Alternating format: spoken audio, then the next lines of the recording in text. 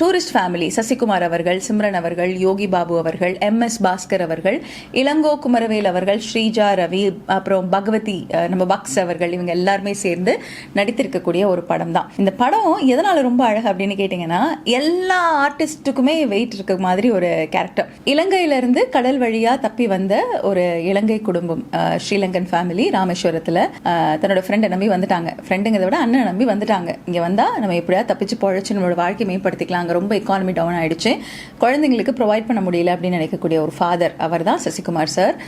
Simran ma'am வந்து வசந்தி அப்படிங்கிற role பண்ணியிருக்காங்க. சசிகுமார் சார் தர்மதாஸ் அப்படிங்கிற ஒரு ரோல் பண்ணியிருக்காங்க. நித்துஷ் அப்படிங்கிற ஒரு கேரக்டர்ல மிதுன் ஜெய்சங்கர் பண்ணியிருக்காரு. அதுக்கப்புறமா கமலேஷ், குட்டி பையன், அவன் தான் கியூட் இந்த படத்திலேயே.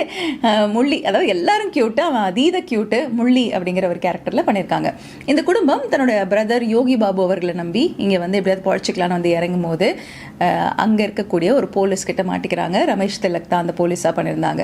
நிஜமாவே சொல்லுவாங்கல்ல, ஒரு சிம்பிளான ஒரு விஷயம் இருக்கும், அந்த சிம்பிளான விஷயங்கள்ல ஒரு 10-15 ஜோக் திங்க் பண்ண முடியும், ரொம்ப கிரியேட்டிவா எழுத முடியும் அப்படிங்கிறத இந்த டிரெக்டர் வந்து ப்ரூவ் பண்ணியிருக்காங்க. ஸோ படம் முழுக்க அவ்வளோ அதிரடியான சிரிப்பு இருக்கும். ஒரு சீன் வந்து சீரியஸ் ஆக போகுது அப்படின்னு நீங்க நினைச்சிட்டு இருந்தீங்கன்னா அங்க வந்து நல்லா வெடிச்சு சிரிக்கிற அளவுக்கு காட்சிகளை வச்சிருப்பாங்க. ஸோ அப்படி இந்த படம் வந்து ரொம்ப பியூட்டிஃபுல்லா அமைஞ்சிருக்கக்கூடிய ஒரு படம்.